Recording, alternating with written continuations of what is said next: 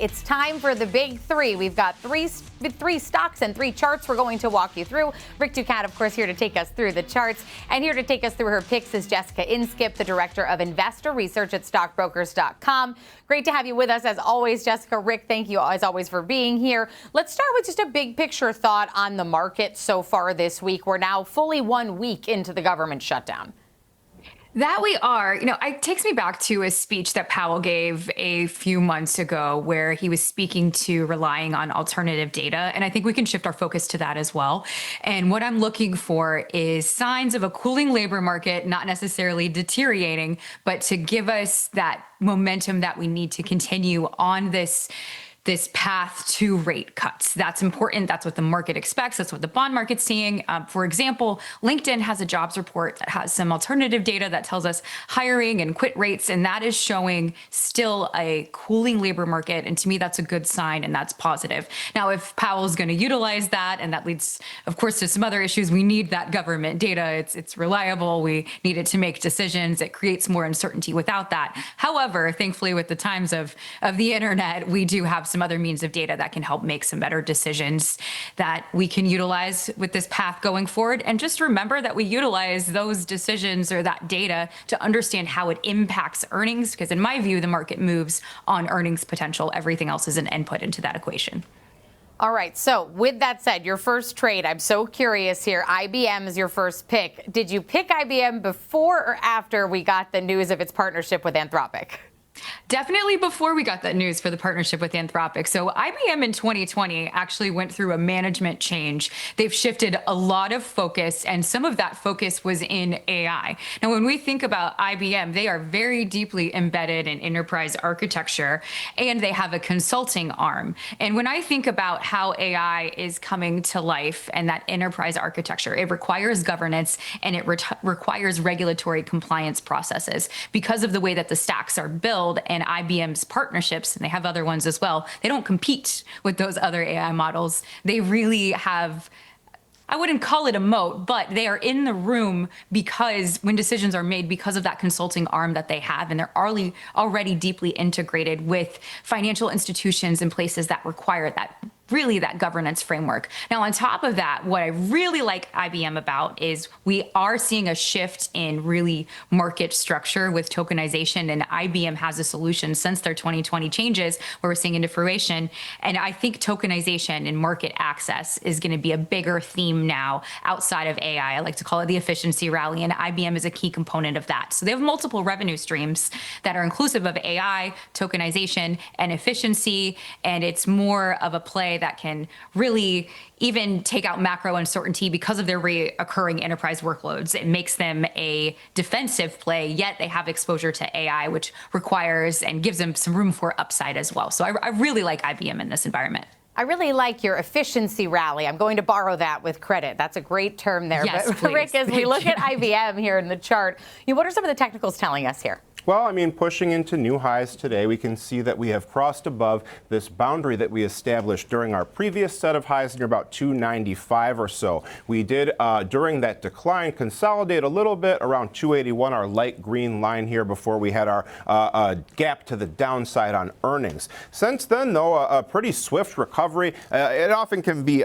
startling to newcomers to trading how quickly fortunes can change and how once a beaten down stock can resurge back up to above its initial highs here. So that's what's happening in this case here, breaching that 300 level. So we can see that our moving averages, not too terribly much help in this case because price is moving so quickly. A short-term 9-day exponential moving average comes in right around 286, just below our trend line here, our white trend line going across these lows. So RSI, our measure of momentum, once again, a bit of a mixed read here because even though we are in the overbought area, it looked like perhaps we were going to break below our trend line. But now today's price activity pushing back above that level, making new relative highs once again here. So kind of behaving the way the bulls would want this to be going for this move. So when we were to think about our volume profile and standard deviation channel studies, our 281 level, our light green line, lines up pretty closely with the volume node. So a break below that level could signify further downward movement here. But that's also now the supportive area to watch out out for.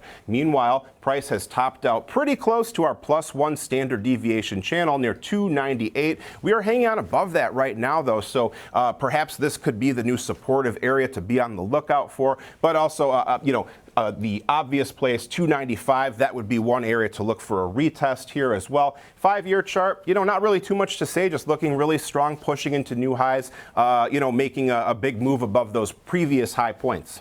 All right, and you mentioned that 295 level. We're trading just below 299 right now, and in the last year, up more than 30% for IBM, as you can clearly see from the chart, moving in a pretty strong upward trajectory. So with that, Jessica, let's move on to your next pick here. This is PayPal, and I don't know if this is related at all, but when I was just looking up your picks, PayPal now has hopped on this buy now, pay later train, offering 5% back to its customers through the year end. How does that pivot play in here, if at all? Well, diverse revenue streams is extremely important, so that certainly plays into it. But this is more of a longer-term play on the exposure with stablecoins. We're talking a lot about what's happening with the fiscal deficit. I think stablecoins is an interesting solution because we have a really welcoming regulatory environment for that type of structure, and a stablecoin is going to be backed, or at least within some of the acts that are there, 1-to-1 with U.S. Treasury. So I'm wondering where the demand is going to come from if we're issuing more Treasury. And if stablecoins is something that moves forward, well, there's a solution to demand. And that's where I'm looking for towards PayPal for really. In a longer term view, that is going to take some time to play out. But it's the digital currency footprint that's expanding. And PayPal had a stablecoin they launched in 2023. They're not necessarily the biggest player, but to your point, a diverse revenue stream is extremely important to me. They have this reward system. I was in the airport in Chicago a while ago, and I see these reward systems now paying you in Bitcoin as well. And they've got partnership momentum with Coinbase, Fiserv, all helping integrate their version of a stablecoin. So I think it's going to be interesting to see how that plays out. Now, I'm interested to see Rick's technicals. The way that I would play PayPal at this moment is I'm short-term neutral, long-term bullish. This is where when I want to add it to my portfolio, I like to utilize a cash secured put. So just selling something that's relatively close to the money, about 45 days out, I create an obligation to buy the security if it were to move adversely. My maximum reward, of course, is my premium. My risk is equivalent to owning the stock less the premium that I receive. However, I have less upwards potential because the only thing I can make is the premium that I receive. So if you're going to deploy that, it's important to know the different risk versus reward. All right, so neutral near term, bullish long term. As we look at the technicals here, what do they tell us, Rick? Does it support that? Well, a bit of a range-bound period of activity here, kind of moving sideways after we had our earnings event here. But to kind of piggyback off of the thought of a cash-secured put potentially here, many traders probably would be looking toward this level here, right around this point, because that was our high point that we saw after our gap to the downside. That's about the low point we've experienced today. So on the very short-term level, this area between 72 to 73 really stands out as a possible choice for a near-term selection there. Certainly not saying anyone should or should not do anything. I'm just saying that would be maybe the thinking behind a choice for strikes for that type of trade here. You could also go the other route and go along the bottom of this range near 66. That was a repeated low point here. So on one hand, one would be a little bit more risky with higher rewards. On the other hand, one would be much more safe with a lower premium collected here. That's the trade-off in trading in general. So if we were to look as well, downward sloping trend line overall here, getting close to that point. These old highs near 77 here and here. There was also other points there back, but that's the nearest term resistance area. So when we look at our moving averages here, everything was kind of clustered together. That suggests typically that there's not really a strong trend direction one way or the other. Now, though, you can see our shorter, faster moving averages are tilting upward and starting to cross above their slower counterparts here, suggesting potential trend change. RSI as well, still trending upward, breaking through a longer-term trend line here, approaching that overbought area as well, which would be a sign of strength in a trending market here. So a volume profile shows the node between 77 to 79. That's kind of our resistance area in general there. So that really stands out here. Our +1 standard deviation channel right along that 73 area as well. So even further supportive emphasis on that point.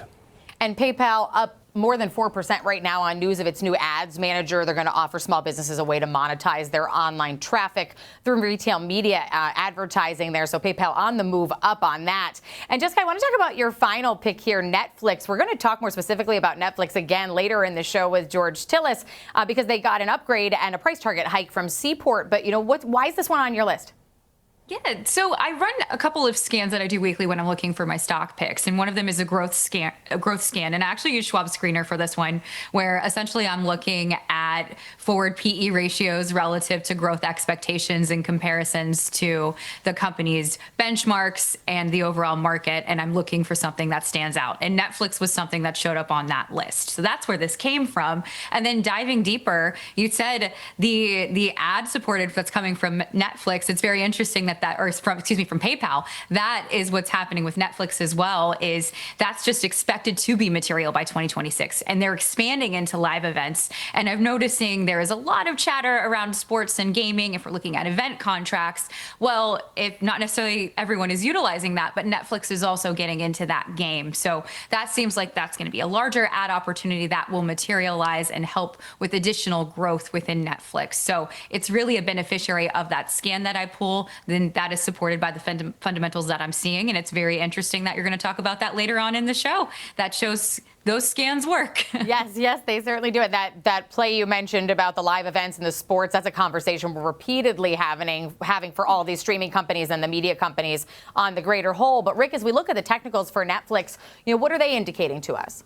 Well, a bit of a turnaround today potentially here. For starters, we saw this downward sloping trend line beginning with those highs in blue here. While that still is in play, you also could have perhaps made the argument that we had a falling wedge type shape here with one trend line that was steeper going across these highs, another trend line, more of a boundary, not really a trend line, but going along the lows. Typically regarded as a more bullish type of pattern here. We are seeing what you would hope for if you were expecting it to play out that way here, which is a breakout above that trend line.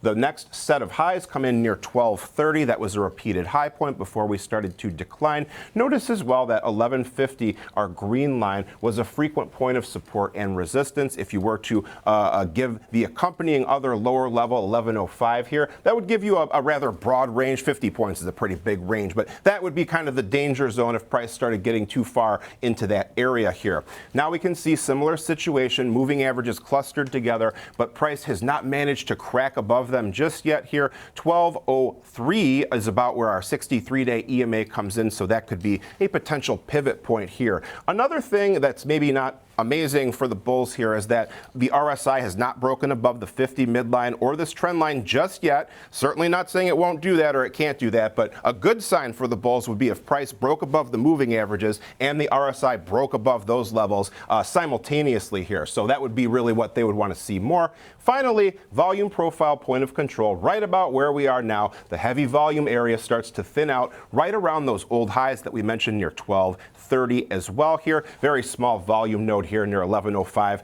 Really kind of light activity around this whole general region. So beware of fast moving prices if things take a turn to the downside. But for now, things are looking like we could be solidifying more toward the upward direction. Yeah, and Netflix has been on an upward trajectory, up 70% in the last 12 months for that stock. But Jessica, I want to say thank you for being with us. Jessica Inskip from stockbrokers.com for her 3 picks today. And Rick Ducat, of course, thank you for always breaking down the technicals for us.